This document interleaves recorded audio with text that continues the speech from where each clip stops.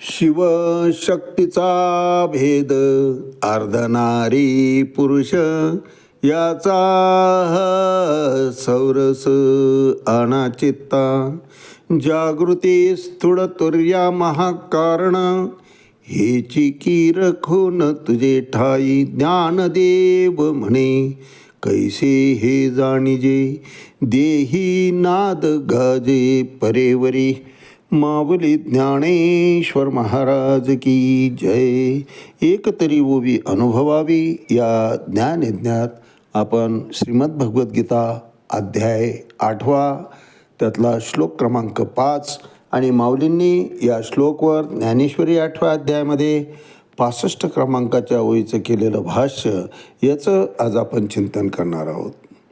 अंतकाले च मामेव स्मरणमुक्त्वा कलेवरम या प्रयाती समद्भावम याती नास्त्यत्र संशय.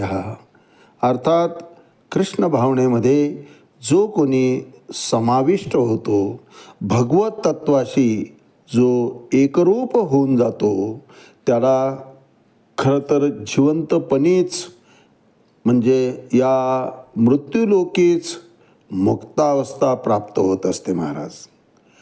प्रत्येक क्षणाला तो मुक्तानंद अनुभवत असतो, कारण खऱ्या ज्ञानाची प्राप्ती त्याला झालेली असते. वक्त से पहले और किस्मत से ज़्यादा कुछ भी मिलने वाला नहीं, गीतेचं सार. आणि क्या साथ लाया था जो तूने खो दिया, जो कुछ पाया यही से पाया, जो कुछ दिया यही पे दे दिया. काहीच आणलेलं नाही महाराज सोबत आम्ही आणि काहीच नेणार नाही, गीतेचं सार आहे. मग धडपड करायची कशा करता? आणि जे काही लिहिलेलं आहे, विधिलिखित आहे, प्रारब्धामध्ये जे लिहिलेलं आहे, पहिले पटरी बाद में रेल. पटरी आधीच टाकून ठेवलेली आहे भगवंतानं, रेल्वेनं फक्त त्याच्याहून धावायचं आहे. पटरीच्या इकडे किंवा तिकडे जायचा अधिकार रेल्वेला नाही. मार्ग सोडून रेल्वेला जाताच येत नाही महाराज.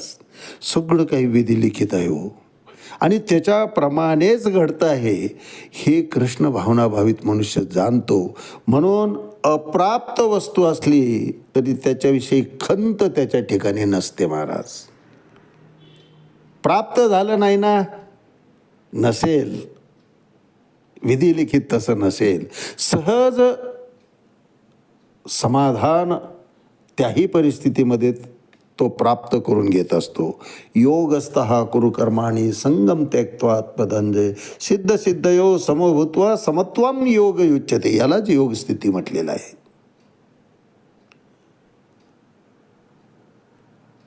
तू योगयुक्त होनी अर्जुना, योगयुक्त तस्मात योगी भवा अर्जुन.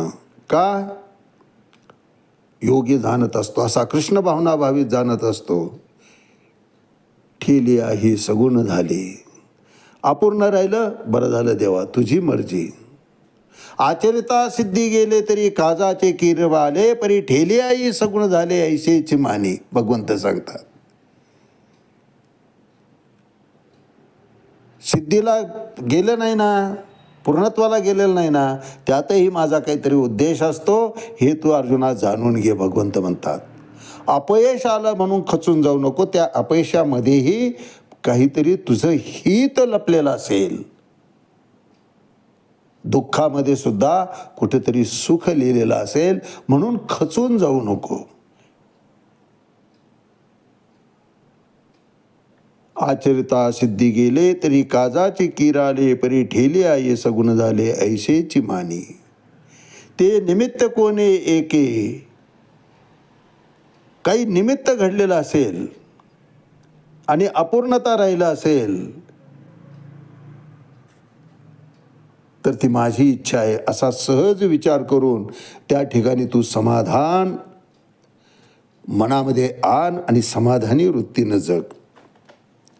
योगस्थः कुरु कर्माणि संगम त्यक्त्वा धनंजय सिद्ध सिद्धयो समभूत्वा समत्वम योग उच्यते.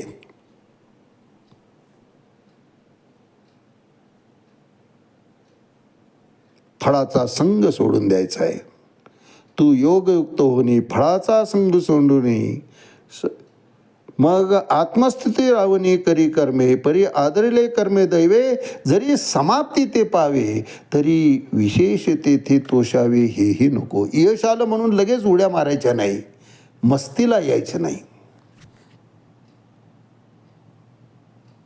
गडबड याच ठिकाणी होत असते महाराज. थोडंसं यश यायला लागलं की आम्ही समतो आमच्यासारखं कोणीच नाही आता. मस्तीच येते जीवाच्या ठिकाणी.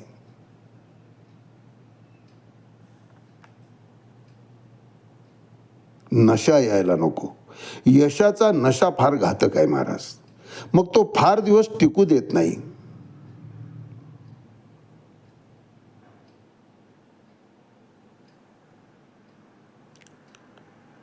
यशही पचवता आलं पाहिजे.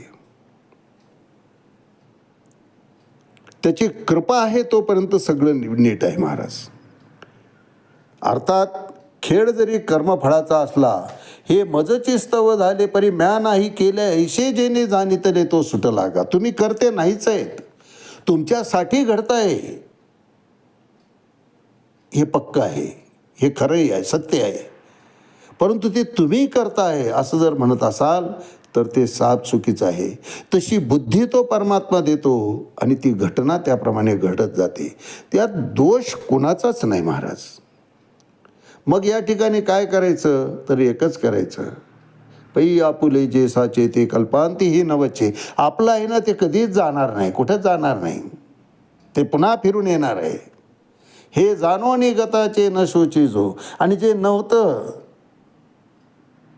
तुमच्या नशिबात ते निघून गेलं असेल तर त्याची खंतही करू नका, भगवंत सांगतात. योगस्था कुरु कर्माने संगम त्यक्त्वा धनंजय सिद्ध सिद्ध समभूते समत्वम योग उच्यते. यावर भाष्य करताना माऊली 65 क्रमांकाच्या वेळी म्हणतात, पै अशावी घट बुडाला तो आत बाहेरे उदके भरला. पाठी दैवगत्या जरी फुटला तरी उदक काय फुटे. किती छान दृष्टांत दिला बघा माऊलींनी या ठिकाणी.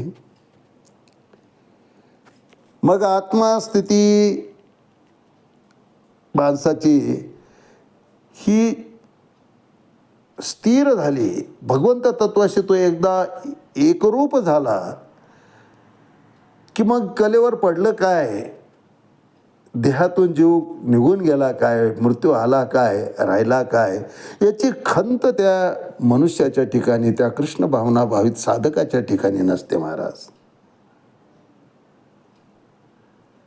दृष्टांत देत आहेत माऊली या ठिकाणी.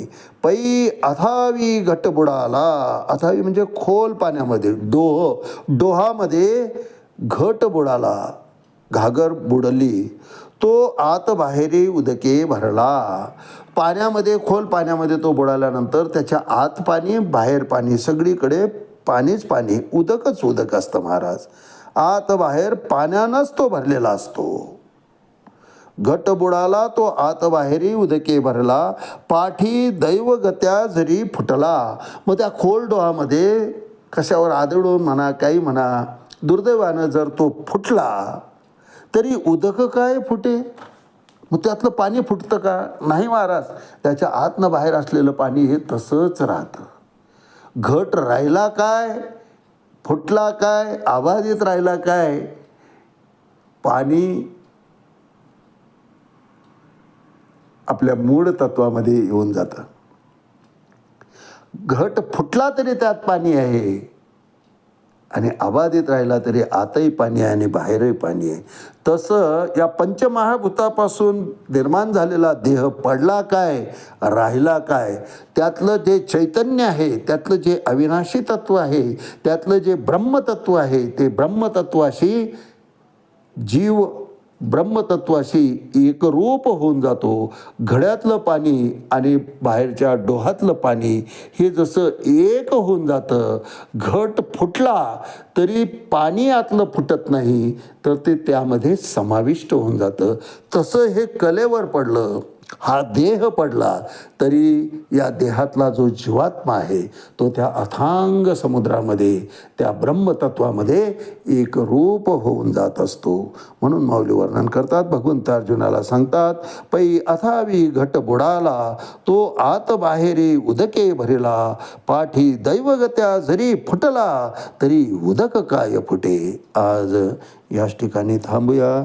रामकृष्ण हरी पुंडलिक वरदा हरी विठ्ठल. श्री ज्ञानदेव तुकाराम पंढरीनाथ भगवान की जय. माऊली ज्ञानेश्वर महाराज की जय. जगद्गुरु तुकाराम महाराज की जय. शांती ब्रह्म एकनाथ महाराज की जय. आदिशक्ती मुक्ताबाई की जय.